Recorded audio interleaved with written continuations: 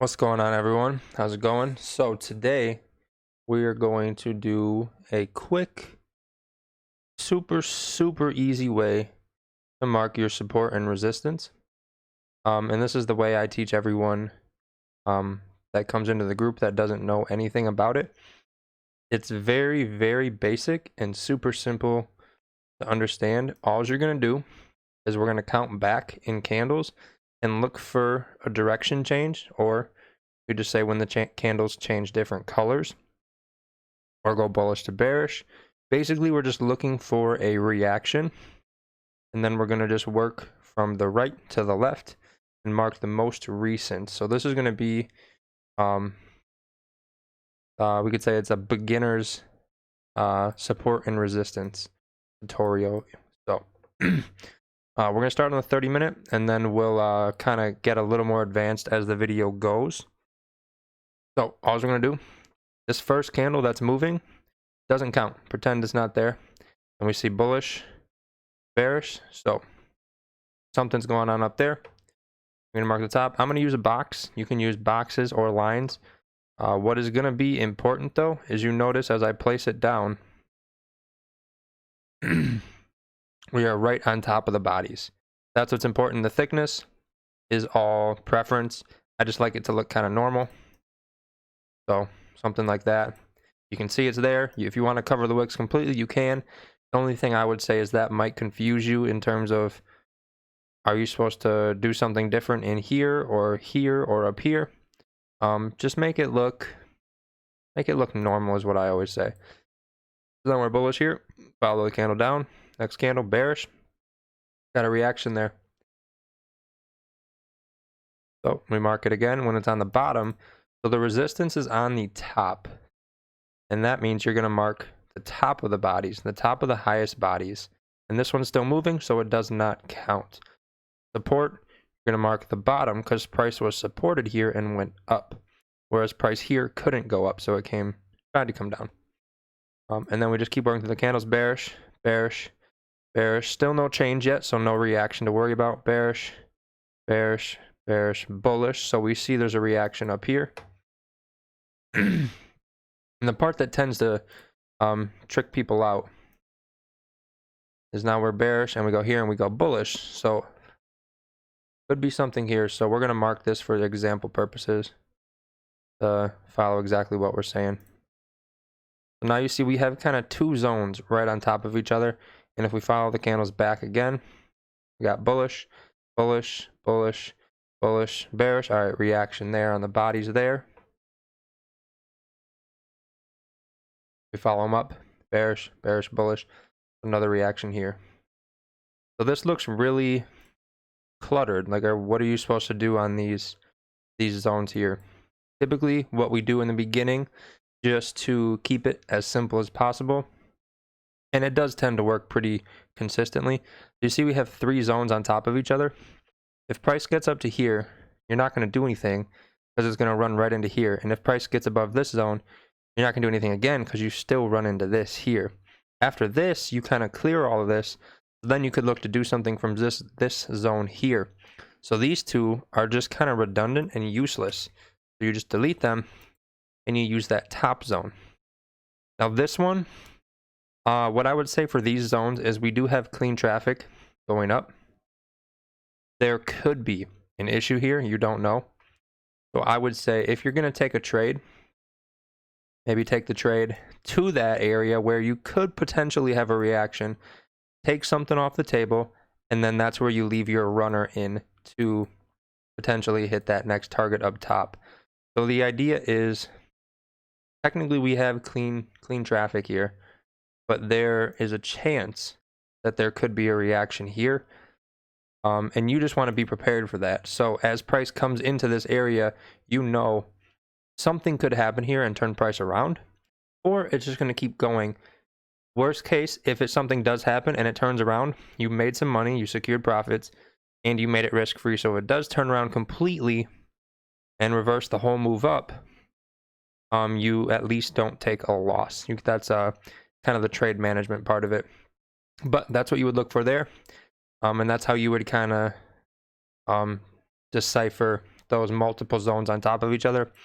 If you got 3 or 4 going up, just pick the top one. Don't do anything till it gets to it.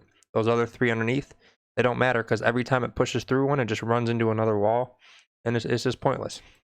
Then we see this here, and we follow this candle down.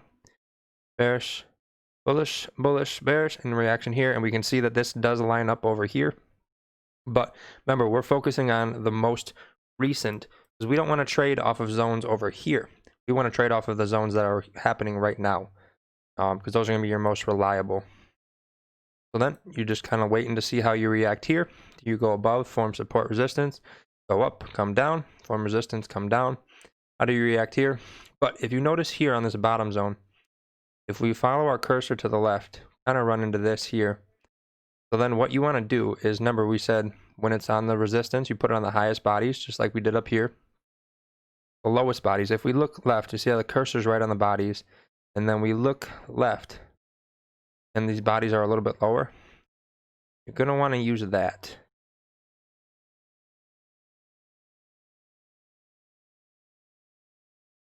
Just get it perfect on the bodies. There we go. Do you see how these wicks all tap into this zone anyway? That's still relevant, but the importance is consistently your zones will always be on the body closes or opens, which is going to help you long term in terms of consistency. Because then once we get under here, we see bullish, bullish, bullish, and then we get that direction change here. So if there's enough room here, maybe your trade is underneath this last area into this area here. We measure it, 8 pips, so probably nothing to do there anyway, but you still marked up your most recent area. And since the body's here, we're a little bit lower here. Once you close under here, then you're good to, you'd be better off to continue down. And then same thing when you're picking targets. If we look at this zone here, target would be here. And you just keep working through candles left to right, or right to left. See again, right on the bodies, thickness, width of it, doesn't matter. And then if you, excuse me, if you struggle to pick a target, put your cursor on the zone, follow your cursor to the left. Remember, you're looking for candles to change direction. That's where your reaction is going to be. Bullish, bullish, bullish, bullish. All right. Good chance when price gets to this area, something's going to happen. Whether it's a little pullback or the candle stalls out a little bit before driving down, or it rejects and goes back the other way. That's how you can kind of pick your targets for that. So it's like we did up here. We got this resistance. Move our cursor to the left. What do we run into? A bearish, bearish, bearish. So we could get a nice move up to here, and then possibly back into this range up here if we get above this area, if anything happens there. So that's how you can mark that. We're going to go to a little bit harder. We're going to take it to a little bit more advanced.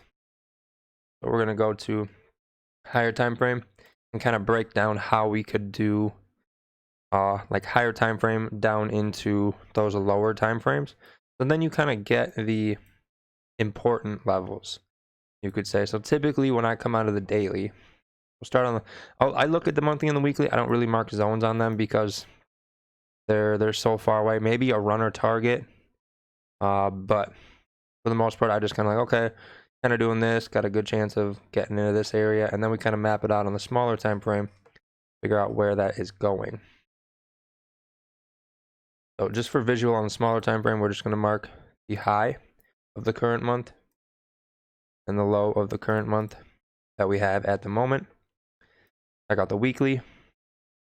So yeah, looks like we're kind of just in this area. We did get above these 2 previous weekly highs, so that's a good sign to continue up. But we're still in this little mess over here. Okay, daily will drop down, and then we marked that monthly just as a visual as we just scale down in the time frames. So daily we can see we're kind of in this little box here. Looks like daily did close above, so we know that is our kind of like little monthly range we're playing in. We're kind of coming back up to the high a little bit. Might see a little pullback first, and then a continue through with a wick fill, as we did make higher lows all the way, higher highs, and a higher high above everything. So if we get above this high, we are going to be good to keep going.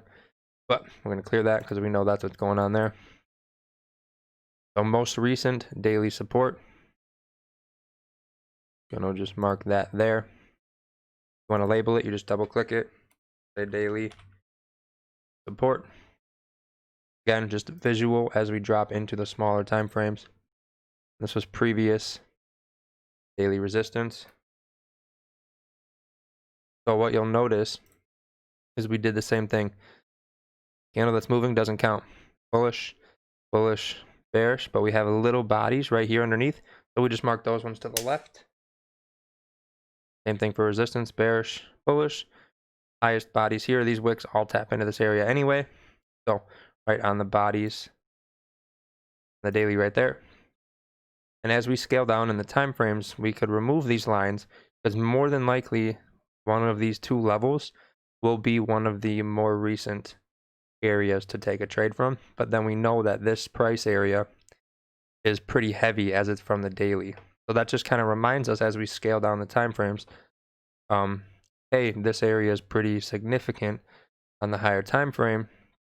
And then you kind of have an idea on if a 30-minute zone, like how strong it could be. We scale down to the 4 hour. Again, same thing. So now on the 4 hour, we got our most recent resistance here.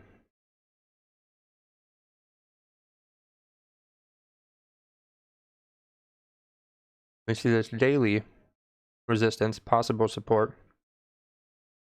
But if we work through our candles, we have bullish, bullish, bullish, bullish. So we would go here for most recent. We're going to move this. Actually, we'll leave it there for visual purposes. And then as we scale down, we'll kind of weed out. You see how the zones are getting a little heavy down here? As we scale down in the smaller time frames, we're going to be able to choose those more significant areas. So this is going to be our most recent 4 hour support. Again, that's all we need. We got our most recent resistance, most recent possible support. Maybe a support on daily resistance. I have a feeling as we drop down into the hourly and the 30-minute, we're going to find some sort of support here that we could use. But 4 hour wise, this would be our next 4 hour support if we don't create a support here. So let's drop into the 1 hour. Yep, look at that. So that daily resistance here actually was support a couple days ago on the 1 hour time frame. And now it looks like we've created support. You see this is resistance here. We work these candles back, bullish, bullish, bearish. Got a reaction, we're going to drag it to the left. And always when you drag it across, drag it a little bit past current price. So if price taps it, you have that visual as a reference. But if you notice, this zone kind of lines up over here with what we got going on over here. So pretty potentially a significant support to be looking at as the daily kind of created that support to then drive price up. And then we came back to this resistance right before we made support. And now we're kind of creating support again. So I'm just going to make it there because if we do get under here, we should fall back down to this area. So we know this was that daily resistance, potential support. So now we can just mark the hourly. And then we have kind of a more accurate zone on the smaller time frame. So we can get a better judge of where candles should form. 4 hour resistance we can see is up here. So we'll clear that out of the way. We know this is going to be a significant resistance, and we mark the top bodies again. Thickness, once again. Preference. We work through the candles. Bullish, bullish. Remember, this one doesn't count. So bullish, bullish, bearish. Got our support. Bearish, bearish, bearish, bullish. We got our flip. Bullish, bullish, bearish. So potential reaction up here. Kind of in there. Again, maybe look to secure something in that area. But now, as you can see, we kind of mapped it out. We got this strong zone, kind of a minor level. Strong support that we found from the daily. That actually created support on top of resistance over here. And then this is actually our daily support area we found. Then 4-hour support, we're going to correct that down a little bit to the bottom. We say here, we got bodies a little bit lower, so we're going to mark those bottom bodies. Once we get under there, get down to there, and we see daily support again. So we could tweak up the daily support a little more recent. These wicks kind of tap into here. This wick taps into here, so I would just say we'll hit this lowest body here. But there is a little bit of traffic on the way down. So if you're doing most recent, you're going to look here. Because once you get under here, bullish reaction down here. So a lot of mess in this area. You wouldn't look to trade from here to here. I would wait and see what kind of support's created here, if a support is what you're looking for. But for GJ, we're on the hourly now, so we got kind of a good higher time frame idea on where we're going. And if we just zoom out, on the hourly a little bit, kind of looks like it's stuck a little bit. Every time we kind of peaked up, came back down. It would have been right here where this was created. So if we create resistance again, maybe we kind of come back down. But we can see right now, price is pushing bullish. So buying a support would be a really nice trade. And then we do have clean traffic under here, kind of like when we count those candles. Zoom that in a little bit. So those could be a good play as well. But drop onto the 30-minute, just tighten up the zones one more time. And looks like we have a minor little resistance here.